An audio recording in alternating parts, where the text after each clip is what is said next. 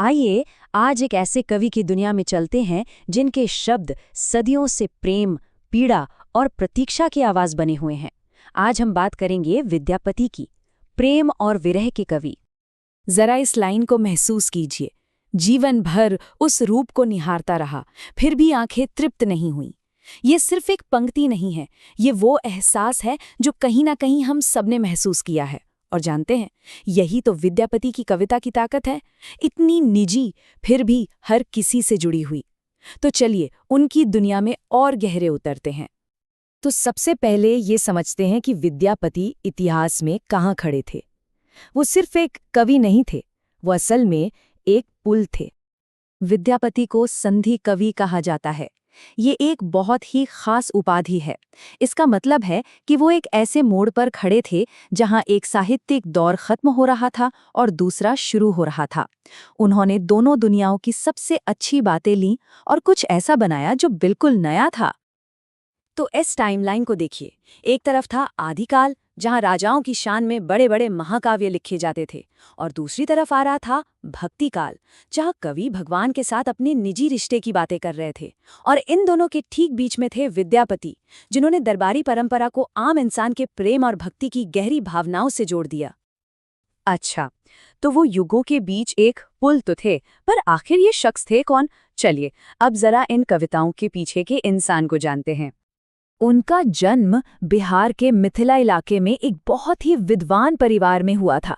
और वो सिर्फ कोई दरबारी कवि नहीं थे जो राजा का मनोरंजन करते हों।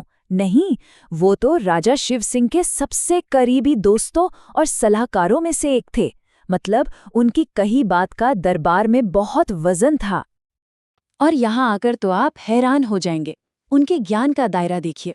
साहित्य, संगीत, ज्योतिष से लेकर इतिहास, दर्शन और भूगोल तक ऐसा कोई विषय नहीं था जिसमें उन्हें महारत हासिल ना हो। अब जरा सोचिए, ये सारा ज्ञान उनकी कविताओं को कितनी गहराई देता होगा। उनकी हर एक लाइन के पीछे ज्ञान का एक पूरा समंदर छिपा होता था। तो इतना ज्ञान होने के बावजूद हम आज विद्यापति को क्यों याद करते हैं? वजह है उनका सबसे क्रांतिकारी काम, जिसने कविता की दुनिया में एक क्रांति ला दी। और ये संग्रह है पदावली। उनकी सारी रचनाओं में से पदावली ही उनकी शोहरत की सबसे बड़ी वजह बनी। और इसी में उन्होंने कुछ ऐसा किया जो उनसे पहले किसी ने नहीं किया था।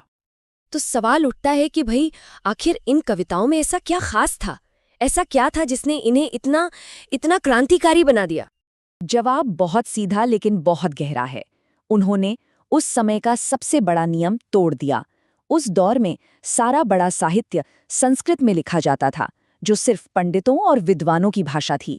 लेकिन विद्यापति ने चुना मैथिली को, जो आम लोगों की भाषा थी, बोलचाल की भाषा थी। और इसका असर बहुत जबरदस्त हुआ।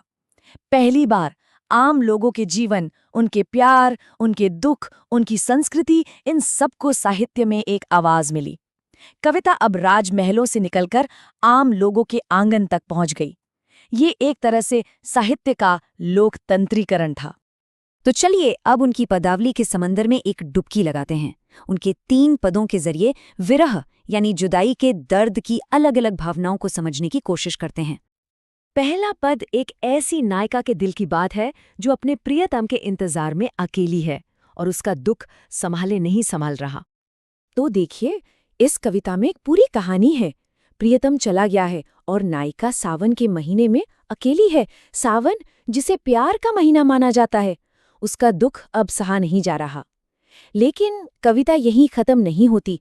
कवि उसे उम्मीद देते हैं कि कार्तिक के महीने में उसका प्रियतम लौट आएगा, और यही उम्मीद उसे जिंदा रखे हुए है। अब दूसरा पद देखते हैं।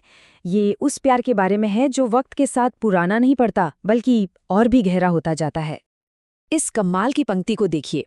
यहाँ नायिका कहती है कि मैं तो जन्मों से अपने प्रियतम को देख रही हूँ, पर मेरी आंखें हैं कि भरती ही नहीं। ये प्रेम की उस कभी न बुझने वाली प्यास को दिखाता है, जहाँ हर पल नया लगता है और प्यार कभी बासी नहीं होता। तीसरा पद शायद सबसे ज्यादा दिल को छू लेने वाला है।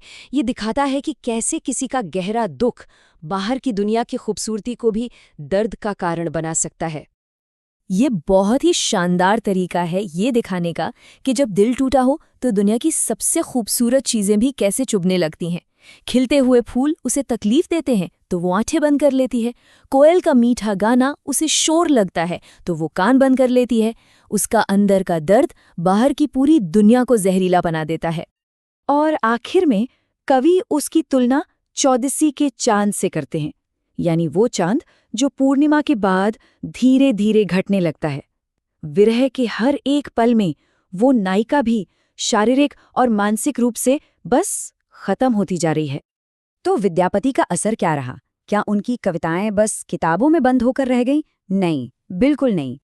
उनकी विरासत सिर्फ साहित्य नहीं है, ये एक जीती जागती संस्कृति है। मिथिला के इलाके में आज भी उनके पद लोकगीतों में गाए जाते हैं, त्योहारों और शादियों का हिस्सा हैं। उनकी लाइनें कहावतें बन चुकी हैं, उनके शब्द आज भी लोगों की जबान पर जिंदा हैं। और ये हमें एक आखिरी सवाल पर लाकर छोड़ देता है। आखिर ऐसा कैसे हो सकता है कि 600 साल पहले लिखे गए शब्द आज भी हमारे दिलों की भावनाओं को, हमारे प्यार को, हमारे दर्द और हमारी उम्मीद को इतनी सटीकता से बयां कर सकते हैं? शायद इसलिए क्योंकि सच्चा प्यार, सच्चा दर्द और सच्ची उम्मीद ये कभी पुराने नहीं होते, ये वक्त के बंधनों से आज़ाद होते हैं।